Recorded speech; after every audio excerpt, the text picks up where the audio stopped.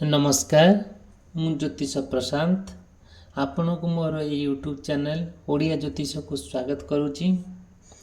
चलतु आज देखा ये वीडियो माध्यम मु आपणकर दैनंदिन जीवन किसी समस्या केमती समाधान हो पार आपण कौन चाहूँगी आपण परिवार को लेकिन आपण पार्टनर को लेकिन आपण भविष्य को लेकिन मु निश्चिंत भाव आपण कौन प्लानिंग करुँच आ निश्चिंत भाव ये वीडियो को आपण ये वीडियो माध्यम आपण को पूरा डिटेल विस्तीर्ण भाव कहबी।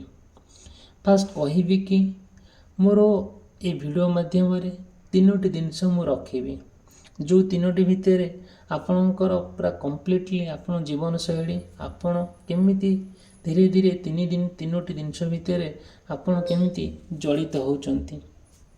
जितेबाला आपण गोटे प्लान करुँच गोटे तीनटा जिनस को मुझे रखी आर गोटे आप बाछा पड़ो जो तीनोटी भितर आपणकर भाग्य कंप्लीटली जड़ित अच्छी। आपण भविष्य कौन करेंगे कौन करने को चाहूँगी केमिति धीरे धीरे आपण समस्या जड़ित होती समस्या बाहरी पारना धीरे धीरे आपण से बहुत तलू जाऊँच धीरे धीरे केमिति आपण उद्धार हे निश्चित ये वीडियो माध्यम आपण को कहबी। फास्ट कहबी कि जदियो आपणकर मेष राशि वृष राशि मिथुन राशि कर्कट राशि सिंह राशि कन्या राशि वृष राशि तुला राशि बिच्छा राशि धनु राशि मकर राशि कुंभ राशि मीन राशि होता है ताले निश्चिंत भाव आपण ये किसी गोटे जिनस मु कहबी मे भी आपण सहित किछिटा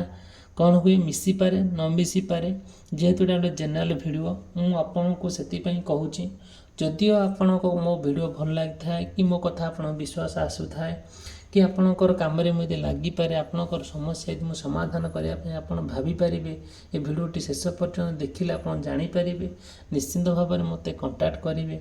मोर कंटाक्ट नंबर मुझे वीडियो देती मोर डिस्क्रिप्शन बॉक्स रे अच्छी आधे केवे भी आप भावे नहीं जे हाँ काले कौन प्रोब्लेम हम आंक सहित कथा कि कौन ना सेमती नुहे मु कंप्लीटली आपन को हेल्प करी ये वीडियो माध्यम फास्ट कहबी ये आज्ञा ये जो सब अच्छी देखुन सब लेटर अच्छी नंबर अच्छी माने ये सब चित्र अच्छी यार मीनिंग अलग डिफरेंट आपणकर यदि समस्या थी समस्या केमती समाधान हम केमती आपण जदि कौन एक जटिल परिस्थिति फसी जाइए केमती मुक्ति पाइबे मु निश्चिंत भाव में वीडियो माध्यम कहबी।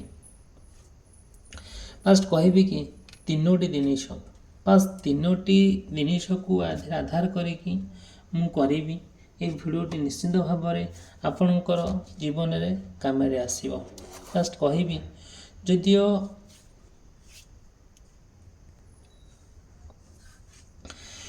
आरंभ कही तीनोटी जिनस आपण बाछिबे तीनोटी जिनस मु कहबी तीनोटी जिनस भितर गोटे है पद्म फूल सेकेंड है गोलाप फूल थर्ड है मंदार फूल ये तीनोटी फूल देखिए तीन फूल फास्ट फूल कह पद्म फूल आमर पद्म फूल कौन अच्छी आपणकर भाग्य टोटाली संपूर्ण भाव में केमिति भगवान प्रति आपण जड़ित होउचंती केमिति माँ लक्ष्मी आपण को बस माने पसन्न है कि आपण को केमिति विपद उद्धार करुचंती केमिति जेमिति कहबी यथा आपण माने जानती आपण फाइनेंशियल समस्या दे गति करुचंती माँ लक्ष्मी आशीर्वाद आउ निश्चिंत भाव में आपण लाभदायक हेबे धन संपत्ति आपण मुक्त माने धन संपत्ति समस्या आप मुक्त हे कौन सी सपोज कौन होपणकर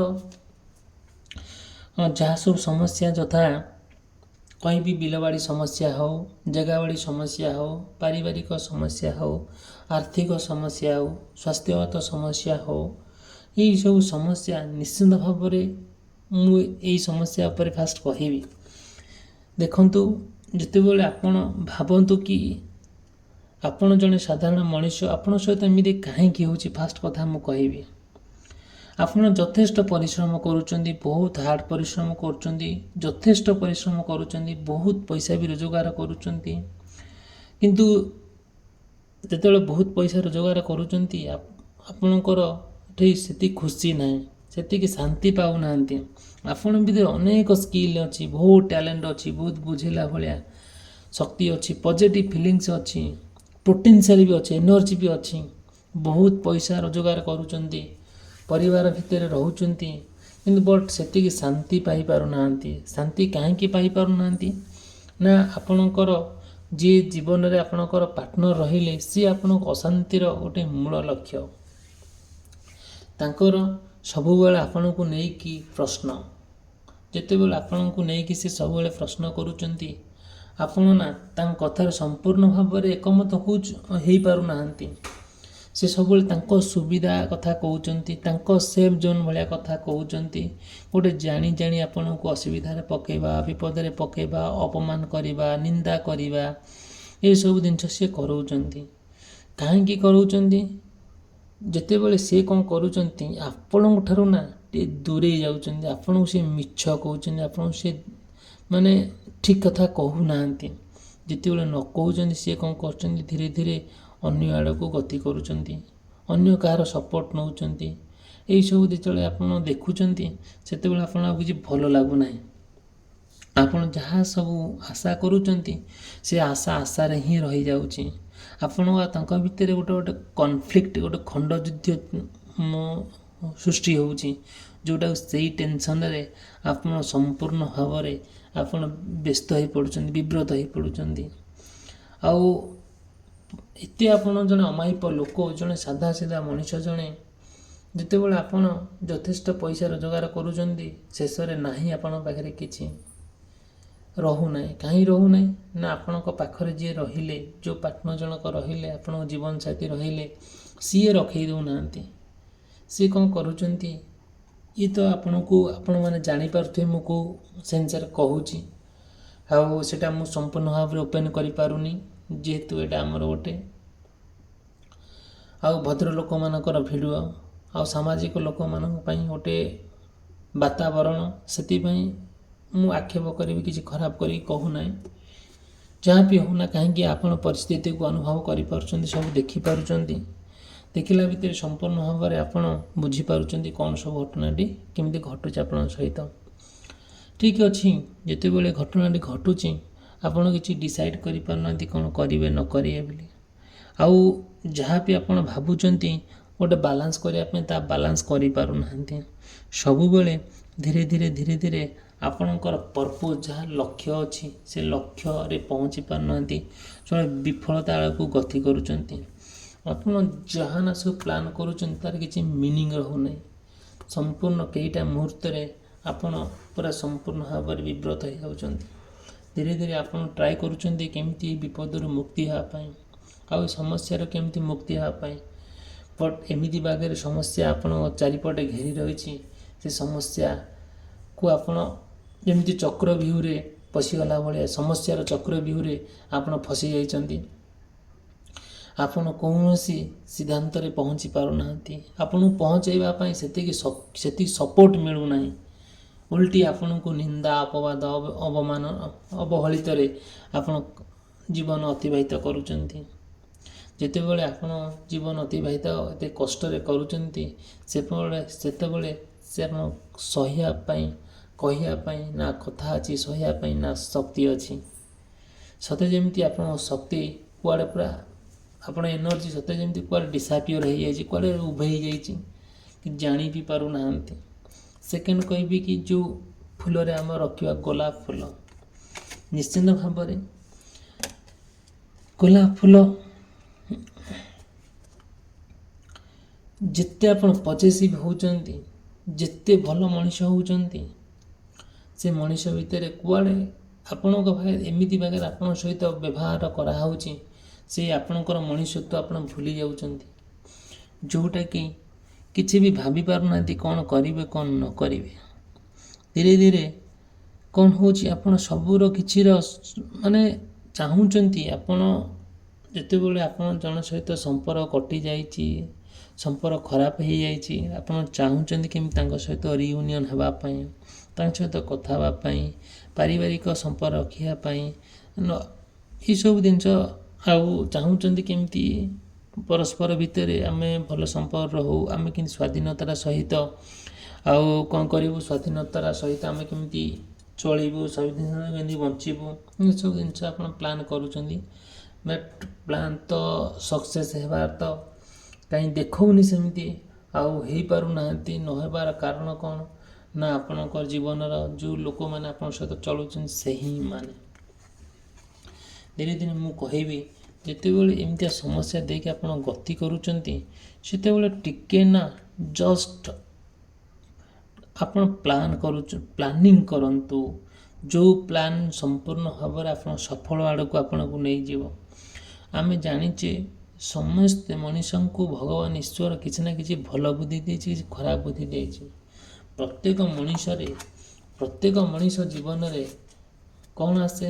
ରାଗ ଆସେ, ଅଭିମାନ ଆସେ, ଅହଙ୍କାର ଆସେ, ଲଭ୍ ଆସେ, ସେକ୍ସ ଆସେ। କେହି କହିପାରିବେନି ଦୁନିଆରେ କେଉଁ ମଣିଷ ଆମ ପ୍ରତି ଆମ ମନରେ ରାଗ ନାହିଁ କି, ଅଭିମାନ ନାହିଁ କି, ଅହଙ୍କାର ନାହିଁ କି, ଲଭ୍ ନାହିଁ କି, ସେକ୍ସ ନାହିଁ। କେହି ବି କହିପାରିବେନି। ଆମେ ଜଣେ ଜଣେ ହାଡ଼ ମାଂସ ରକ୍ତଧାରୀ ମଣିଷ। ଏଇ ମଣିଷ ଯେତେବେଳେ ଗୋଟେ କ'ଣ କରେ, ଭଲ କାମ କରେ, ବାହା ବୋଲି ତାଙ୍କୁ ପ୍ରଶଂସା କରନ୍ତି। ଏଇ ମଣିଷ ଯେତେବେଳେ ଖରାପ କାମ କରେ ଲୋକ ଛି ଚାକର କରନ୍ତି। ମୁଁ ଆପଣଙ୍କୁ ଗୋଟିଏ ଏକ୍ଜାମ୍ପଲ୍ ଦେଉଛି ଯେ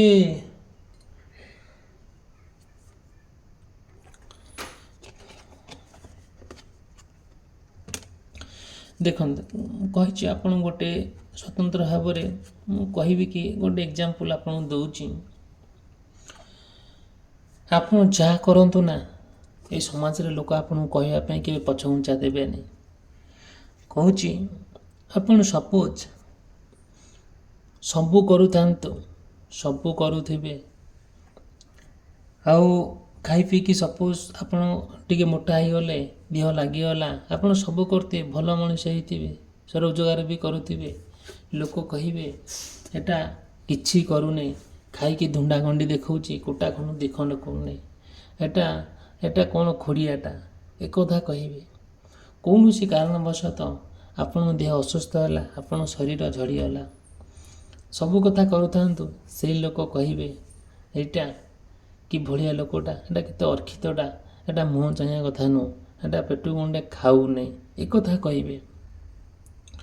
ଆପଣ ରୋଜଗାର କରିକି ହେଉ, ପାଠଶାଠ ପଢ଼ି ଚାକିରି ବାକିରି ହେଉ, ଘର ଦ୍ୱାର କରିକି ହେଉ, ଆଉ ଆପଣ ଘର ଦ୍ୱାର କରନ୍ତୁ, ମାନେ ଭଲରେ ଚଳନ୍ତୁ, ଲୋକ କହିବେ ଇଏ କେଉଁଠୁ ଆଣିଲା କି, ଚୋରି କରିକି ଆଣିଲା, ଆଉ ଏବେ ଯାଉଥିଲା ଚୋରି କରିବାକୁ, ଆମେ ଦେଖିଛୁ, ସନ୍ଧ୍ୟାବେଳେ ଗାଡ଼ି ନେଇକି ଯାଏ, ଏ ଚୋରି କରିବାକୁ ଯାଏ, ଆମେ ଦେଖିଛୁ ଏ ଚୋରଟା, ଆଉ ନହେଲେ ଏତେ ଏମିତି କେମିତି ଧନ ସମ୍ପତ୍ତି କରିଦେଲା।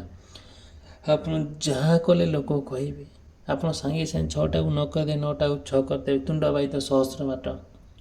ତେଣୁକରି ଲୋକମାନେ କେବେ ବି ପଛଘୁଞ୍ଚା ଦେବେ ନାହିଁ ମଣିଷକୁ ନିନ୍ଦା ଅପବାଦ ଅପମାନ କରିବା ପାଇଁ, ନିନ୍ଦା କରିବା ପାଇଁ। ଏହି ସମାଜରେ ଆପଣ ସେକେଣ୍ଡ ପାର୍ଟ କଥା କହୁଛି, ଆପଣ ନା ଗୋଟେ ଜିନିଷଟେ କରନ୍ତୁ, ବାର ବାର ଆପଣ ସବୁବେଳେ କ'ଣ ବିଫଳ ହେଉଥିବେ।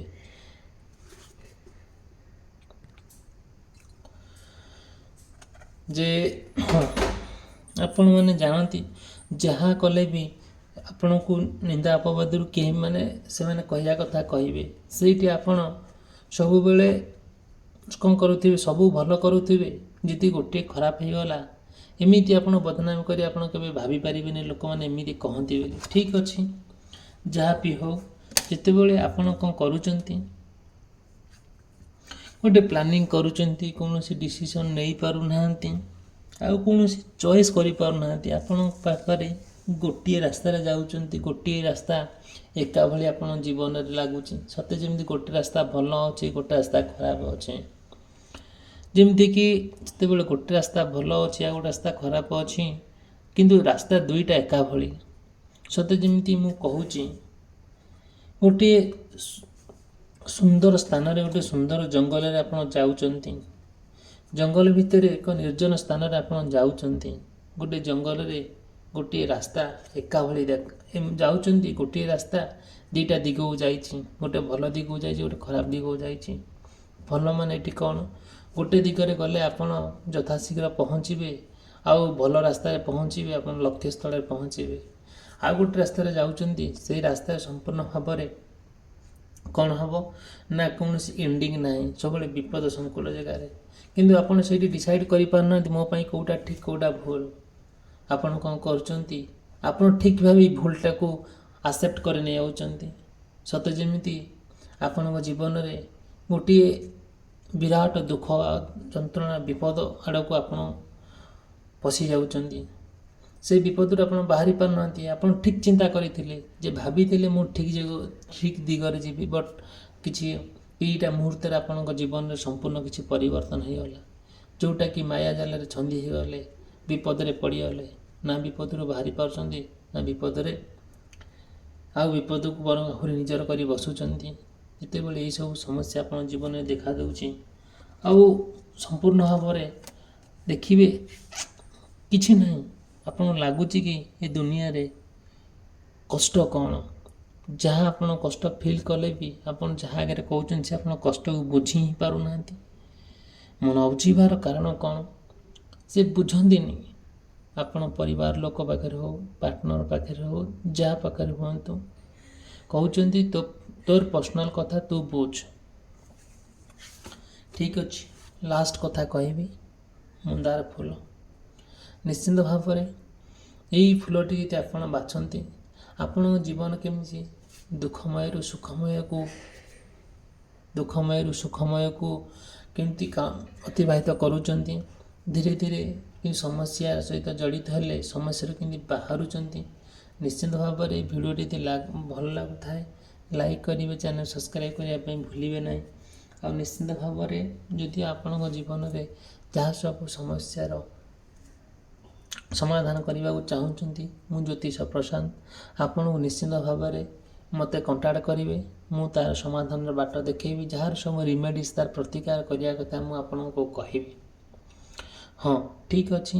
ଆପଣ ମନ୍ଦାର ଫୁଲ ଦେଖନ୍ତୁ, ଯେତେବେଳେ ଆପଣ କ'ଣ କରୁଛନ୍ତି, ଗୋଟେ ମନରେ ସବୁବେଳେ ଆଙ୍ଜାଇଟି ଆଉ ହୋପଲେସ୍ ହେଇଯାଉଛନ୍ତି, ମନରେ ତୀବ୍ର ଯନ୍ତ୍ରଣା କଷ୍ଟକୁ ଆପଣ ଏକ୍ସପ୍ରେସ୍ କରୁଛନ୍ତି। ସେହି ସମୟରେ କ'ଣ ହେଉଛି, ସେଇ ଦୁଃଖ କଷ୍ଟ ଯନ୍ତ୍ରଣାଟାକୁ ଆପଣଙ୍କୁ କେହି ବୁଝିବା ପରିସ୍ଥିତି ନାହିଁ କି ବୁଝି ବି ପାରୁନାହାନ୍ତି।